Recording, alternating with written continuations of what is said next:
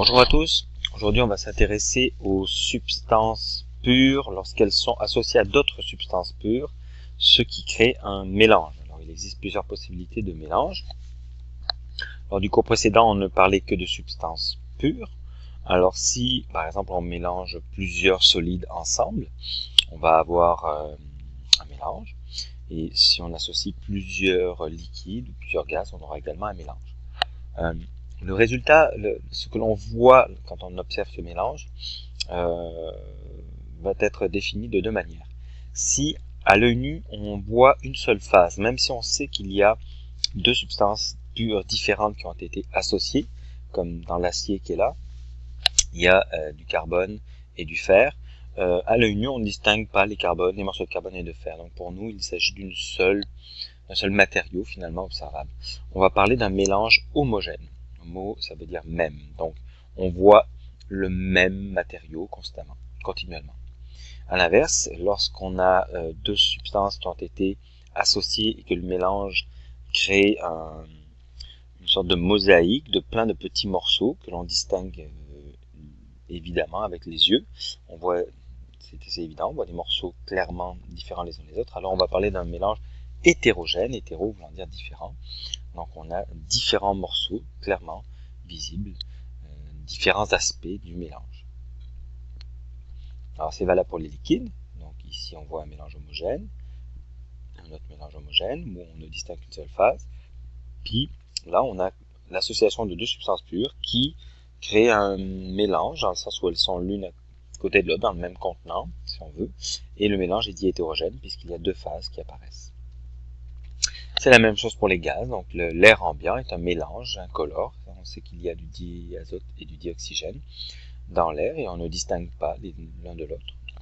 Alors que là on peut voir par exemple différentes vapeurs ou fumées colorées que l'on voit distinguent les unes des autres. Donc mélange homogène quand c'est un mélange qui n'a qu'une phase, hétérogène quand il y a différents aspects de ce mélange. On va également parler des solutions. Les solutions sont des mélanges. Ce sont des mélanges homogènes puisqu'à l'œil nu, on ne distinguera qu'une seule phase, mais on sait qu'ils contiennent, ces mélanges, un solvant qui cette année sera liquide, et très souvent de l'eau cette année, mais ça peut être une autre substance, et un soluté qui va être un sel ou un solide. Et ce solide, lorsqu'on va le mettre dans l'eau, eh bien, on va le voir se dissoudre, ce que l'on appelle la dissolution, c'est-à-dire que les grains de solide vont s'éloigner les uns les autres et à l'œil nu, nous ne les distinguerons plus. Donc, on va voir un mélange homogène à l'arrivée. Alors là, vous voyez des molécules d'eau qui représentent ce qui est dans le verre à droite. Là, on voit des grains de sel, comme on pourrait avoir à la maison, du sel de table, et on va en fait mettre des grains de sel dans l'eau, et voilà ce qui va se passer au niveau des molécules. On voit les petites molécules de NaCl qui sont regroupées en gros paquets, parce que l'on peut voir si on verse le sel dans l'eau, donc on voit les gros paquets de sel, et lorsqu'on attend ou qu'on mélange peu à peu, eh bien, les grains de sel vont se séparer, les grains de chlorure de sodium vont se séparer, et ils vont être tellement éloignés et petits les uns les autres qu'à l'œil, on ne verra plus ces grains de sel. Donc pour nous, il s'agira d'un mélange homogène. Nous ne distinguons pas les morceaux de sel de l'eau. Alors, nous n'avons pas dénaturé les substances. On a bien de l'eau H2O et des chlorures de sodium qui sont dans ce mélange, mais ça ne crée qu'une seule phase visible. Donc là, on vient de voir ce qu'est une dissolution, où le soluté semble disparaître, mais il ne disparaît pas. Il fait juste se répartir de manière homogène, un petit peu partout dans le volume de liquide, et on ne le distingue plus.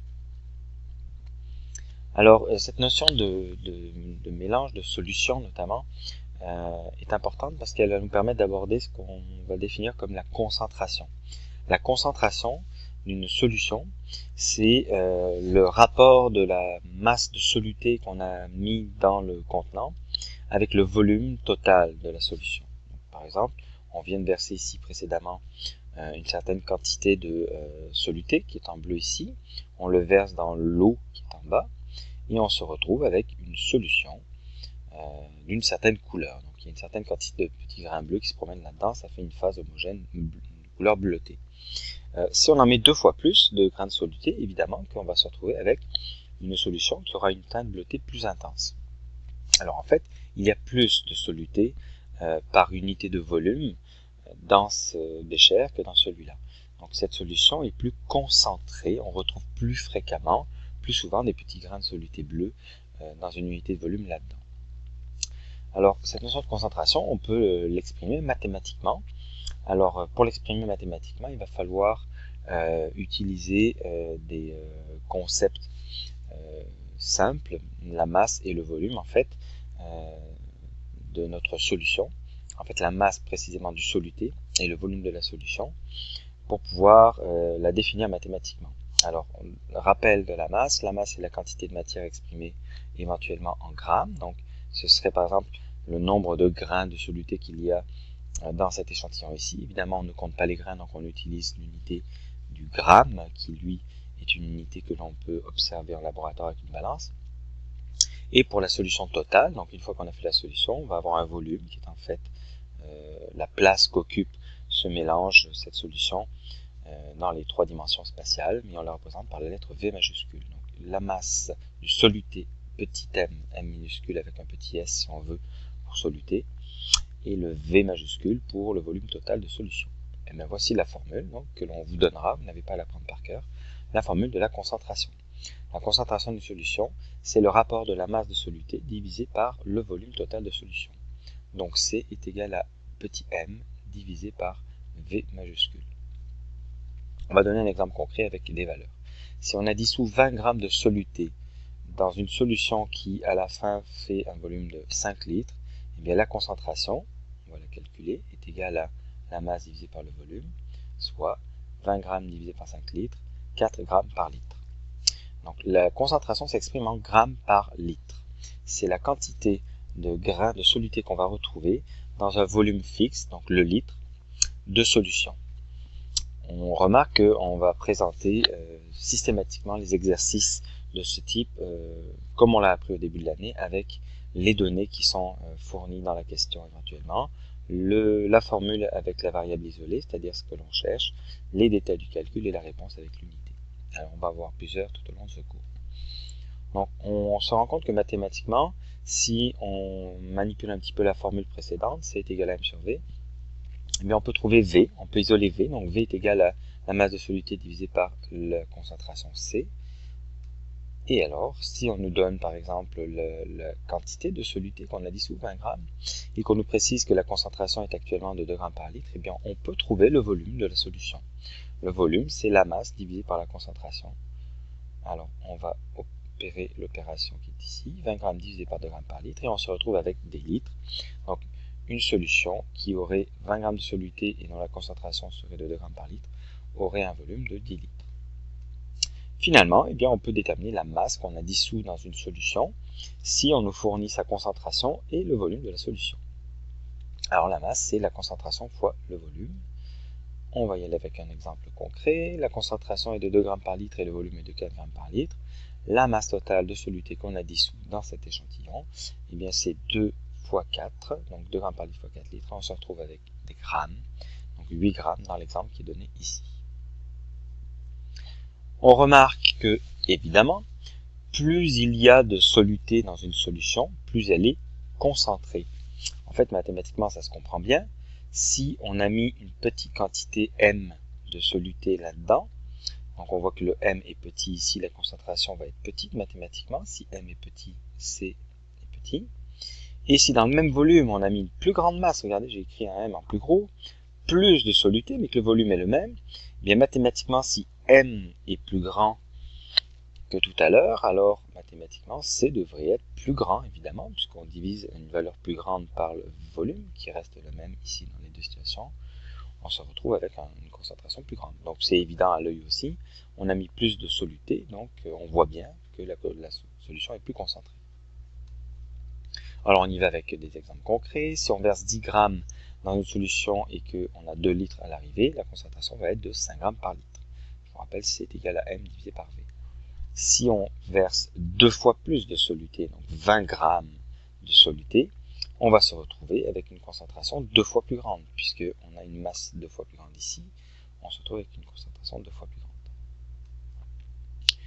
Petite parenthèse, attention, la dernière fois nous avions parlé de la masse volumique d'une substance pure, ou même d'un mélange finalement, c'est l'étude de la masse totale de l'échantillon divisée par le volume total de l'échantillon.